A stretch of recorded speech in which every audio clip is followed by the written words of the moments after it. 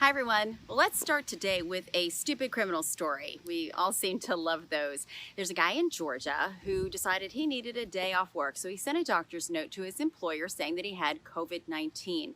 His Fortune 500 employer decided to shut down the entire Atlanta facility. They sterilized everything. They paid the entire staff to stay home for 14 days, and you've probably guessed it by now. He obviously didn't have COVID-19. So the Justice Department is involved because it cost the employer over $100,000 to deal with all this, but there's more. It turns out this fake doctor's note was sent from the guy's computer in Georgia to the company headquarters in Pennsylvania, and it skirted through a couple different servers in different states along the way, and now that means interstate wire fraud. So it's pretty safe to say the guy's going to have a few more days off work in the near future.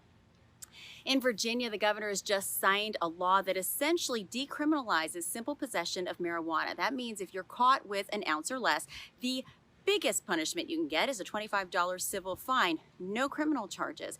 But what is going to be illegal now is for any employer or educational institution to ask you about an arrest or a conviction having to do with marijuana. What we're talking about here is essentially ban the box laws for marijuana convictions. They're a little different, though, than other ban-the-box laws because at some point during the process, employers are allowed to eventually look at that criminal history before bringing somebody on board. In this case, they will never be allowed to ask those questions. So what you have is a situation, as strange as it sounds, where you can possess the drug, but you can't ask about it. This all goes into place on July 1st. Now, over the years, we've brought you a lot of stories about pharmaceutical companies and doctors who have settled lawsuits because of their role in the nation's opioid crisis. But somehow the pharmacies that filled millions and millions of doses of these drugs have remained unscathed, but that seems to be changing. There's a new lawsuit that was filed that is targeting big nationwide pharmacies like CVS, Walgreens, and Rite Aid, and many others, and it's accusing them of essentially turning a blind eye to all of these suspicious prescriptions they should have alerted the authorities to. It also claims that they work behind the scenes to push these drugs on consumers, sometimes even taking kickbacks.